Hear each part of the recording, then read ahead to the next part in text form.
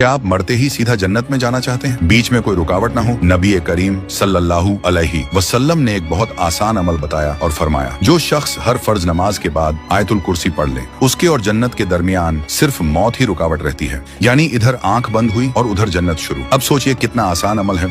बस हर नमाज के बाद आयतुल कुर्सी पढ़नी है। तो वीडियो को लाइक करें, शेयर करें और कमेंट में लिखें, क्या आप मरते ही सीधा जन्नत में जाना चाहते हैं, बीच में कोई रुकावट ना हो? नबी करीम सल्लल्लाहु अलैहि वसल्लम ने एक बहुत आसान अमल बताया और फरमाया, जो शख्स हर फर्ज नमाज के बाद आयतुल कुर्सी पढ़ ले, उसके और जन्नत के दरमियान सिर्फ मौत ही रुकावट रहती है। यानी इधर आंख बंद हुई और उधर जन्नत शुरू। अब सोचिए कितना आसान अमल है। बस हर नमाज के बाद आयतुल कुर्सी पढ़नी है। तो वीडियो को लाइक करें, शेयर करें और कमेंट में लिखें, क्या आप मरते ही सीधा जन्नत में जाना चाहते हैं, बीच में कोई रुकावट ना हो? नबी करीम सल्लल्लाहु अलैहि वसल्लम ने एक बहुत आसान अमल बताया और फरमाया, जो शख्स हर फर्ज नमाज के बाद आयतुल कुर्सी पढ़ ले, उसके और जन्नत के दरमियान सिर्फ मौत ही रुकावट रहती है। यानी इधर आंख बंद हुई और उधर जन्नत शुरू। अब सोचिए कितना आसान अमल है।